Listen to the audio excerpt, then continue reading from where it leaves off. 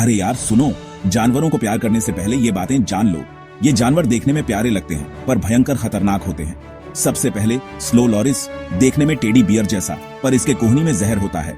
फिर है blue ring octopus, छोटा और रंगीन पर इसका एक बाइट जानलेवा हो सकता है।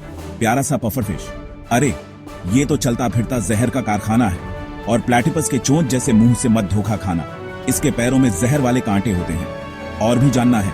वीडियो पूरा देखो और इन प्यारे पर खतरनाक जानवरों के बारे में सब जानो।